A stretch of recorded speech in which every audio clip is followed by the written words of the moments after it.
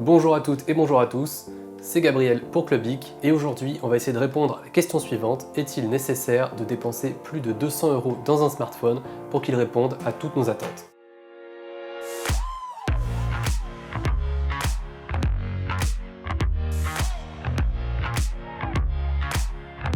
Le produit que je vais vous présenter aujourd'hui se situe dans le top 3 des meilleures ventes de smartphones sur Amazon. Il s'agit du Samsung Galaxy A21s. Il doit ce succès à son prix, évidemment, qui est situé sous la barre des 200 €, mais vous allez le voir, le Galaxy A21s a également d'autres atouts à faire valoir. La première bonne surprise lorsqu'on prend en main le Samsung Galaxy A21s, c'est son design et ses finitions. C'est vrai qu'on a beau être sur un téléphone d'entrée de gamme avec des matériaux plastiques, une fois que vous l'avez en main, il inspire vraiment confiance et il a l'air extrêmement solide. Samsung a également fait le choix en termes de design d'adopter des codes qui sont ceux de 2020-2021, c'est-à-dire des bordures d'écran relativement fines, un poinçon dans le coin supérieur gauche de l'écran et à l'arrière un module photo rectangulaire qui ne dépasse pas trop. Donc là encore, on a beau être sur un téléphone qui est vendu très peu cher, on a quand même un design extrêmement bien fait. Autre bon point pour le A21s, il y a une prise jack 3,5 mm, donc c'est quelque chose qui tend à disparaître sur tous les téléphones et là Samsung a choisi de le conserver, ce qui est extrêmement pratique pour brancher facilement son casque ou ses écouteurs sans avoir à passer par une connexion sans fil. Un dernier point sur l'ergonomie, c'est le lecteur d'empreintes, donc qui n'est pas situé sous l'écran comme Samsung avait pu le faire sur ses derniers smartphones, avec plus ou moins de succès, c'est vrai.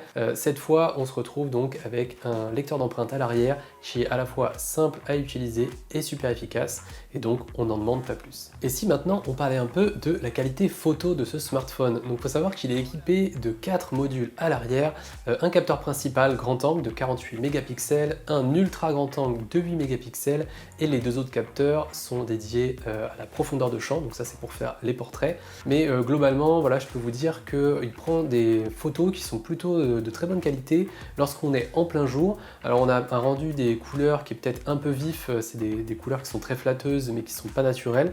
Donc voilà, c'est le choix du traitement photo de Samsung, mais retenez simplement que les photos en plein jour sont d'excellente qualité.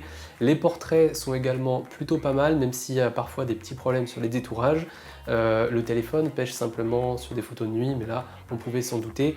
Retenez quand même que pour un téléphone d'entrée de gamme, Samsung s'en sort extrêmement bien sur ces 4 modules photo, et franchement, pour des photos souvenirs de tous les jours, ça fera largement l'affaire.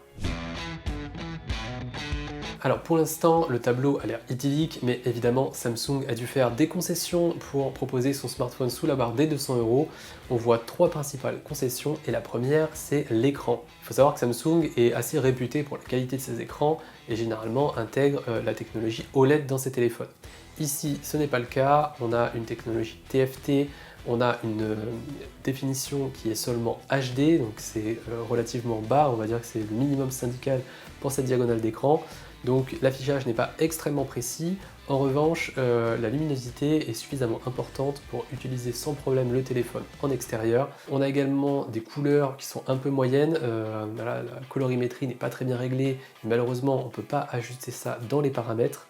Et au niveau du contraste, on est également un petit peu faible, clairement on n'est pas sur de l'OLED, on n'est pas non plus sur l'IPS, donc il faudra se contenter d'un écran qu'on qualifiera de correct. Un autre point qu'il est extrêmement important de noter, c'est la capacité de stockage du téléphone. On est sur une capacité de 32 gigaoctets, donc c'est extrêmement faible en sachant que le système occupe déjà une bonne part de ce stockage. Donc à la fin, on se retrouve peut-être avec 15-20 gigaoctets maximum. Donc c'est très peu, surtout si vous avez tendance à prendre pas mal de photos et de vidéos. Donc on peut que vous conseiller d'acheter une carte micro SD, voilà, on en trouve assez facilement des cartes de 128 Go pour moins de 20 € et on pense que c'est un achat qui est assez indispensable si vous optez pour le A21s. Et enfin, la troisième concession qui selon nous est le plus gros point noir du téléphone, ce sont ses performances.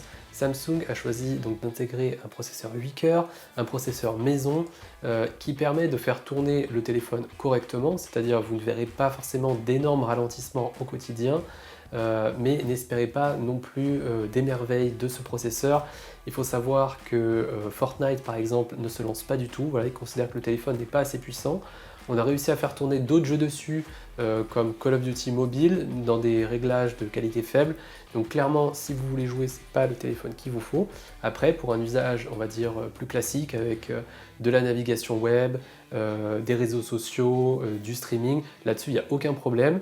Il faut savoir que le processeur du téléphone est épaulé par 3 Go de RAM, donc ça permet de faire un multitâche correct, mais une fois que vous aurez ouvert énormément d'applications et que vous voulez retourner sur l'une d'entre elles, le téléphone aura tendance à redémarrer cette application. Voilà, c'est un peu la limite lorsqu'on a peu de RAM. Pour conclure, on peut simplement dire que les performances de ce téléphone sont suffisantes pour un usage simple, mais si jamais vous avez tendance, voilà, à faire des choses un petit peu plus poussées sur votre téléphone, comme jouer aux jeux vidéo ou faire peut-être du montage vidéo rapide, le A21s n'est clairement pas à préconiser. Alors finalement, est-il nécessaire de dépenser plus de 200 € dans un smartphone qui répond peut-être à tous nos usages? Eh bien, on pense que non, ce n'est pas nécessaire de dépenser plus, pour la simple et bonne raison qu'après une semaine d'utilisation de ce A21s, nous n'avons pas du tout été frustrés dans nos usages. Alors clairement, on n'est pas sur le téléphone le plus raffiné de l'année, mais il permet de tout faire, on va dire, normalement, et il le fait plutôt bien. On a simplement rencontré donc des limitations au niveau des jeux vidéo, peut-être aussi du montage, comme on l'a déjà évoqué, mais il faut savoir que pour la plupart des usages, c'est-à-dire de la navigation web, des réseaux sociaux, du streaming de vidéos, capturer quelques photos, le smartphone de Samsung se montre largement suffisant et on comprend son succès mérité sur Amazon.